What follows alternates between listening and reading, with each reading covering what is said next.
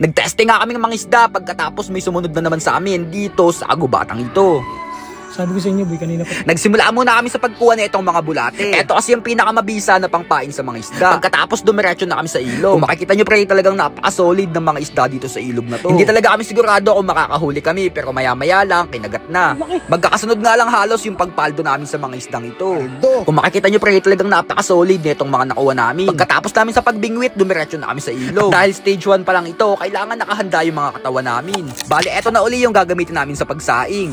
Iba kasi yung lasa ng kanin kapag niluto sa ganito. Di gaya sa kaldero, napakabilis lang maluto dito. Kung makikita nyo pre, talagang napakaganda ng pagkaluto nito. Pagkatapos namin sa kanin, nag-ihaw na kami nitong isda. Pagkatapos kumain na kami. Kailangan kasi sakto sa oras yung pagkain natin para mamaya makapag-isip tayo ng maayos. Napakadami kasi naming adventure mamaya at sigurado balag-baga na naman to. Pahinga mga tayo pre, madami pa kaming activity mamayang gabi. Kunting pahinga lang yung kailangan namin para sa pagsalubong natin sa stage 2.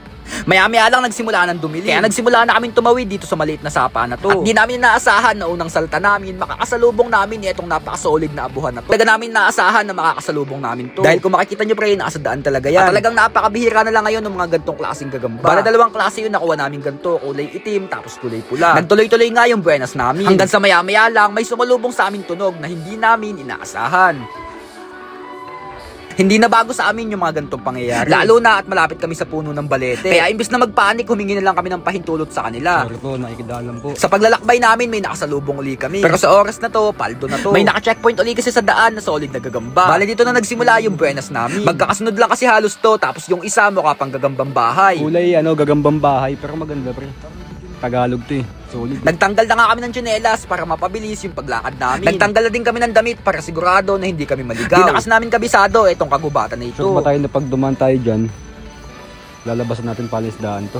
Sige, testing natin. Baba na tayo. Nakapag-desisyon nga kami na dumaan dito sa Putikan. Wala kasing ibang way para makapasok tayo sa pangatlong stage. Lalim ng putik. Sa paglakbay nga namin, nakakita kami ng iba't ibang panghuli ng alimasag. Merong gawa sa kawayan, tapos gawa sa lambat. Nadaanan din namin yung pahingahan ng mga nag-uuli. Napakasimple nga lang nito pre, pero napakalaking tulong nito. Maya-maya lang nadaanan namin yung spot na itong mga bagungon. Saktong-sakto ito dahil di pa kami kumakain ng hapunan. Kung makikita nyo pre, napakalalaki talaga na. At sigurado, paldo tayo dito sa ginataan na may pako. Bakit yung nilalagyan ng pako?